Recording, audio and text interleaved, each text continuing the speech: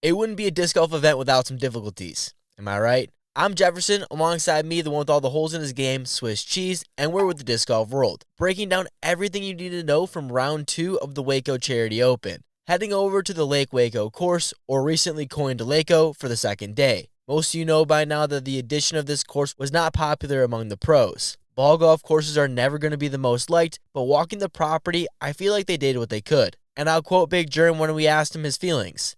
Nobody likes the course the first time they play it. Unfortunately for most, I don't think the reviews are going to be any more positive. Not entirely the course's fault either, as round 2 again would be delayed due to weather, and just like yesterday, it wasn't from a thunderstorm, rather a few lightning strikes in the distance. Weird feeling for the pros, staff, spectators, and everyone else walking back to their cars in confusion. But looking at the sky, it made sense. That may have hurt the course, but the biggest complaints I heard were from the teepads, specifically them being elevated, and I have to agree with this being an issue.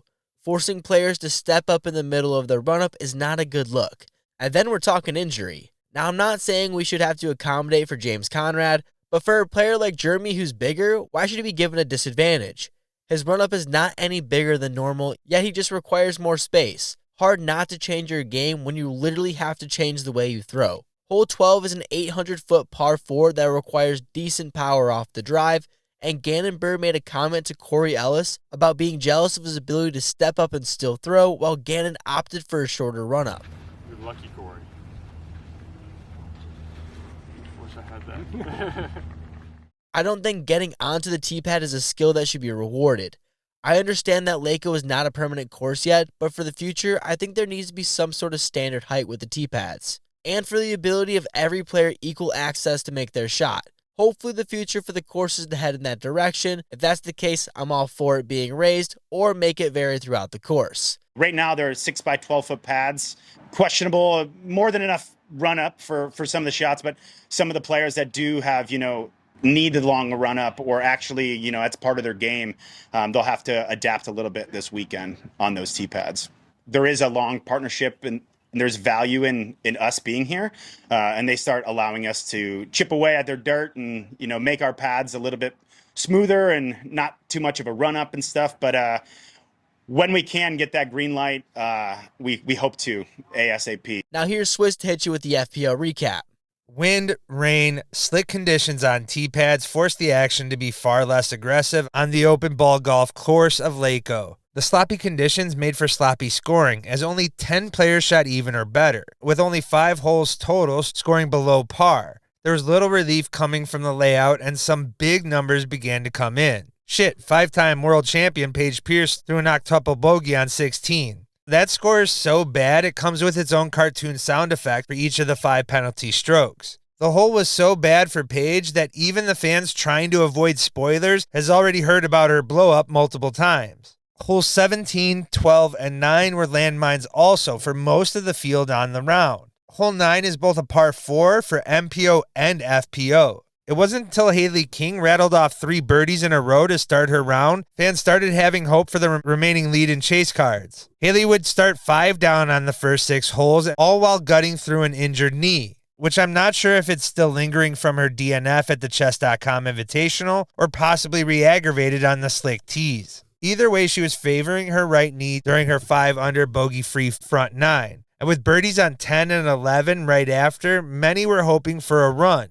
She would finish even, though, picking up 3 bogeys late. 5-under moved her up 7 places and on to chase card. Owen Scoggins, coming into the round, had to assume she was going to lose some strokes to the bigger arms remaining as conditions improved. She was coming in looking to play clean golf and take advantage where she could, especially on the putting green. She was able to separate early as Ella Hansen and Kristen Tatar started off slowly, and after a par on 9, Owen had not lost a single stroke to the entire lead card. That was until Ella absolutely crushed the back half with a 6-under, birdieing the 3 hardest holes on the day and finished with the highest rated round of the season, a 1035 rated 8-under round, giving her a 2-stroke lead over Owen, heading back to Bravos. Owen was able to shoot an impressive 5-under after going 2-under on the back half. She will be looking to force the action come tomorrow on a more scoreable track for her. As for Tatar, she had a relative quiet 3-under round, but with the day's scores, still kept her in 3rd place and on lead card, but 6 strokes off of leader Ella. who has had a history with the Tar, and hole 18 at Bravos from last year's WACO.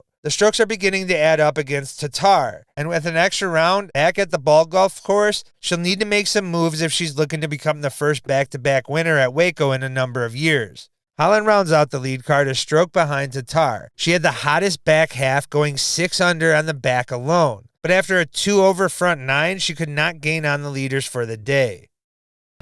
Beth at 69. I just told myself, you just got to will this one in there. Whatever you have, just will it in there. This man is unbelievable. This is what athletes live for. This is the moment.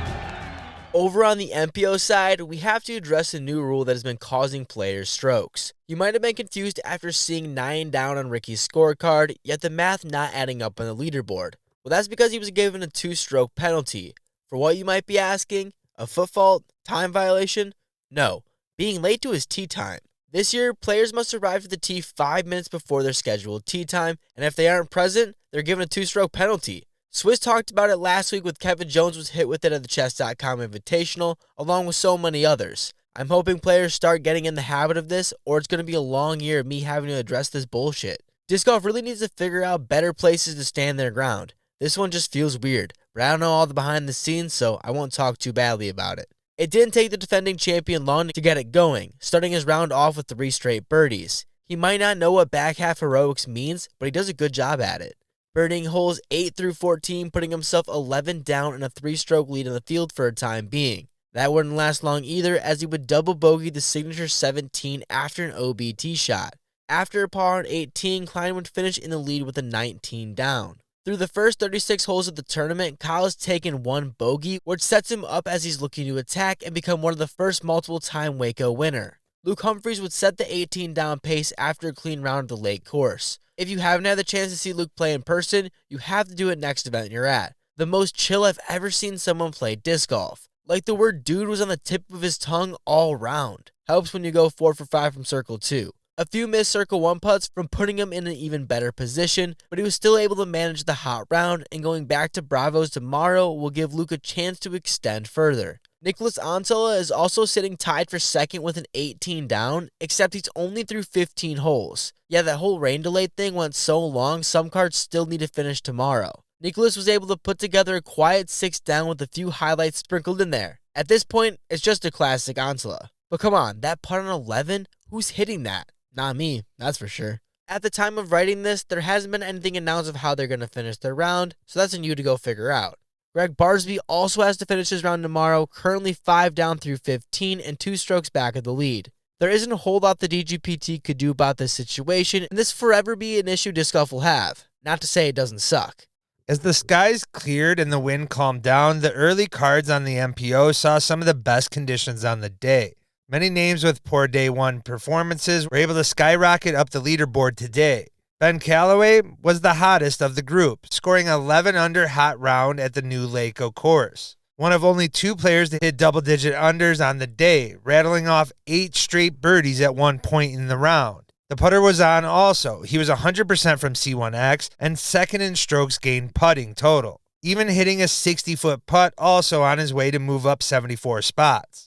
The course was playing fairly easy like most proponents of ball golf courses, but the OB and changing weather conditions certainly made it less noticeable for fans. Yet the course still only saw 4 holes average above par. Matty O and Ezra Adderhole both climbed up 63 places into the top 25 with a 9 under scores. Ezra with a more clean and precise scoring effort, while Matty had to overcome 2 bogeys to get his 9 under. Joel Freeman, Mason Ford, and Adam Hammis were able to get 8 under each and land themselves into the top 10. Mason was one of the strongest off the tee, gained the most strokes from tee to green on the round, while Joel was able to come up in big spots and had it not been for a bogey on 18, would have remained clean for the entire round. Like the others, Adam was one of the leaders on the day in C1 in regulation, yet his scrambling was what saved him 2 crucial strokes.